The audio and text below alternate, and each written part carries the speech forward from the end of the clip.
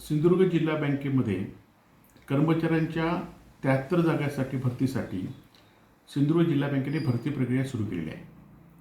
माननीय जिल्हा बँकेचे अध्यक्ष व त्यांच्या सर्व संचालक मंडळाने या भरती प्रक्रियेत तरुणांना आवाहन केलं आहे की तुम्ही भरती प्रक्रियेत जास्तीत जास्त सहभागी व्हा.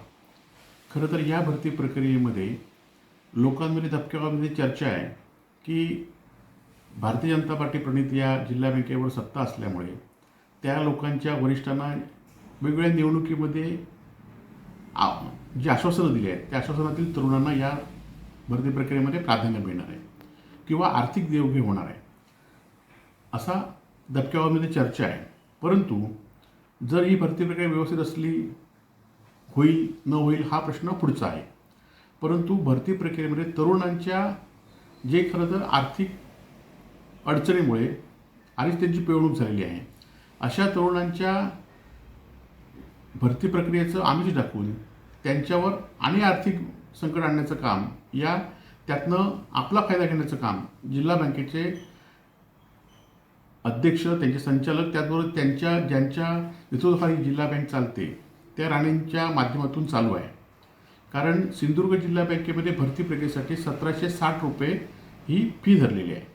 परंतु रत्नागिरी जिल्ह्याच्या बँकेमध्ये गेल्या ऑगस्टमध्येच भरती प्रक्रिया सुरू झाली होती. त्या भरती प्रक्रियेमध्ये 1000 रुपये फक्त फॉर्मची किंमत होती आणि ही खरं तर भरती प्रक्रियेमध्ये एका संस्थेला दिलेली आहे भरती प्रक्रिया पूर्ण करण्याची.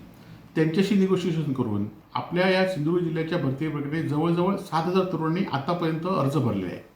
म्हणजे ही अर्ज प्रक्रिया जर जिल्हा बँकेने ही अर्ज प्रक्रिया सुलभ केली असती, त्याचं कोटेशन मागवलं असतं किंवा कमीत कमी केलं असतं तर ते 400, 500, 600 रुपयात झालं असतं. परंतु असं न करता त्यामध्ये आपलं कमिशन टाकून ही भरती प्रक्रियेची फॉर्मची किंमत 1760 रुपये केलेली आहे, जी शेजारच्या रत्नागिरी जिल्ह्यामध्ये 1000 रुपये फक्त आहे.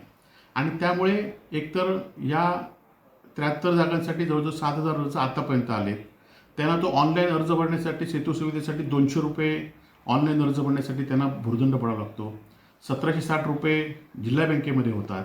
म्हणजे नोकरीचं बाजूला राहू देत, परंतु या तरुणांना आर्थिक भुर्दंड काम ही अल्पमुदतीत किंमत करू शकले असते की जेणेकरून या बेरोजगारांना आपल्या जिल्ह्यातील बँक आपल्या शेतकऱ्यांची मुलं या बँकेत अर्ज करू शकली असते आणि त्यांना तो अर्ज न करता म्हणजे अर्ज करताना आर्थिक भुर्दंड पडला नसता. परंतु आता आर्थिक भुर्दंड पडल्यामुळे हे शेतकऱ्यांच्या मुलांच्या टाळूवरचं लोणी काढण्याचं काम हे जिल्हा बँकेचे सत्ताधारी आणि जिल्हा बँकेच्या सत्ताधाऱ्यांमध्ये ज्यांचे नेते आहेत ते करतायत असा माझा स्पष्ट आरोप आहे.